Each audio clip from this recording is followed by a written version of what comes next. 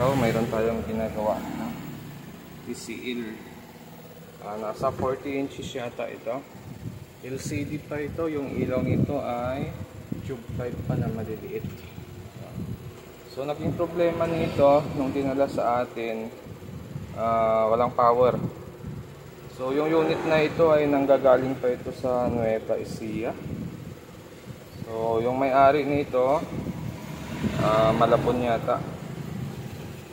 Galing probinsya, dinala niya. Okay. So, problema nito, walang power. So, tinry natin i-troubleshoot.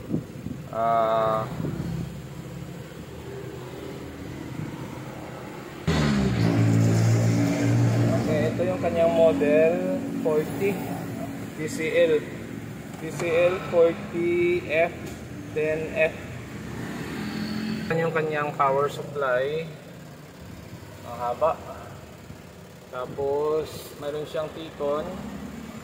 At ito naman yung kanyang mainboard.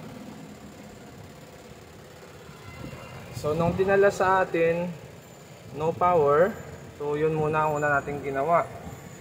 Okay, paklasin natin yung power supply niya. Ipapakita natin kung ano yung ginawa natin dito. Okay, bali ito yung kanyang power supply. So, una natin ginawa dito, chinek muna natin yung entrada ng ating supply. Mula dito tayo sa input niya. So, may pumasok dito supply, papasok dito. At mayroon kasi siyang relay para doon sa main supply niya.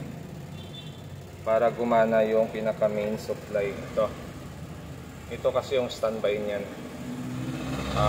3.3. Tapos, ang mangyayari sana dyan ay una, standby muna. So, ang connection ng circuit natin, papasok dito, tapos papasok dito. Yan. So, ito pinasukan niya isang diode, tapos may isa pa ditong pinasukan, tapos may isa pang coil dito na pinasukan. So, bali ito yung papasok na supply, magiging DC ito, kasi dumaan yan sa mga diode. Yung isang linya niyan, pumasok dito yung isang linya. Yun, dumiretso siya dito sa main diode na bridge type. Pero isang circuit lang ang pumasok dito. Kumbaga, magiging grounding ito. Dumaan siya sa diode, magiging ground ito. Bali yan yung magiging main ground ng ating primary section. Tapos, yung isang linya, magkakaroon lang ng supply yung isang pin na ito pag nag-on yung relay nito. Kasi mayroon siyang relay. Yan. So kung hindi pa naka-on yung unit, ito muna ang gagana. Itong circuito na ito magiging ground. Tapos itong circuito na ito magiging positive. At itong isa magiging positive din. So papasok yan dito. Ito, papasok sa ating filter. Mayroon siya ditong filter na 450 volts for UF yata, 4.5 UF. So, dito sila nahihirapan kasi nga, nakita nyo, hindi ako naghinang nito, yung unang gumawa nito ang naghinang. So, naghinang sila dito, siguro nagtataka sila bakit. Pagdating kasi dito, yung supply niya na magiging mag-high voltage, or, halimbawa, papasok dito 110. Pag pumasok yan dito sa filter natin, magiging 160 dapat. So, nung una kong chinek dito, nung pumasok dito sa filter natin, mababa masyado, mga nasa 30 lang yata o 70. So, nagduda ako doon, okay naman yung diode, DC naman siya, ang problema, hindi siya tumaas. Kaya ginawa ko, binunot ko yung kapasitor dito. So, yung kapasitor na nakakabit dyan, ito yung original niya, makikita nyo wala na isang paa niya. So, ito yan, 4.7 na 450 volts. Yan. So, pinalitan ko siya. Ang pinalit ko rito, ano lang yata 400 volts lang yata. Yan na mas mataas yung UF nito. Yan, 8. Yan, 400 volts lang yan na 8.6 ba or 8. Yan. 6.8 UF na 400 volts lang yung pinalit ko. So nag-okay na siya nung pinalitan natin yan. nagkaroon na siya ng standby, nag-power on na yung unit. Ang problema pa pala ng isang unit niya, ng unit na ito, may isa pa siyang problema. Pag bumukas pala yung ilaw nito, kasi ito ay tube type pa, bubukas lang siya mga 5 seconds, tapos magsha-shutdown yung ilaw niya. Yun ang problema nito. So i-actual din natin mamaya kung ano talaga ang naging cause, bakit ganoon. So ginawa ko rito, hinanap pa natin yung kanyang protection. Protect sa backlight. Ang number ng IC na to ay OZ9972G2. Yan. So kinuha ko yung protection nito sa Google, tapos tinry ko i-apply dito. Pero sa Google, ang nakalagay doon 10K to ground. Ngayon, yung ginamit ko rito ay 1K lang. Yan. Pin mula dito. Ito yung pinaka-entrada na pin niya. So dito na lang ako nagbilang 1, 2, 3, 4, 5, 6. Yung pang-anim na pin, yan yung kakabitan nyo ng 1K to ground. Yan. So nakakabit yan sa ground. Gagawin natin, i-remove natin to. Titingnan natin kung magno-normal pa rin yung picture niya. Okay, so ito, naka-remove na yan. Yan, nakaangat na yan. Try natin isaksak ngayon.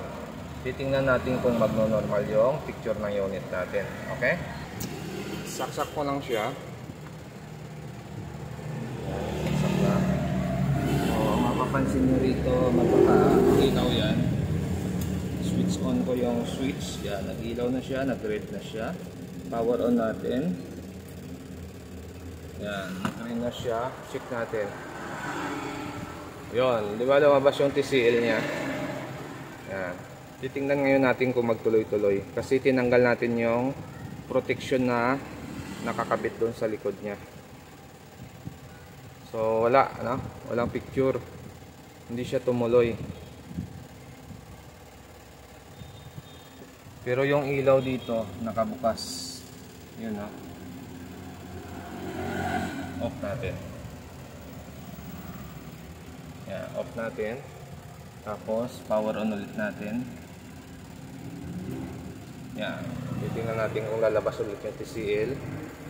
Okay, lumabas ulit yung TCL. Tapos nag-shutdown ulit siya. Nawala ulit yung picture.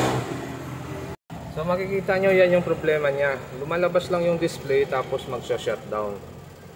Wala nang picture, pero nag-ooperate yung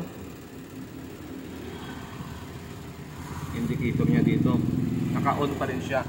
Try natin i-volume yung sounds gamit yung TV Plus natin, kasi naka-TV Plus tayo.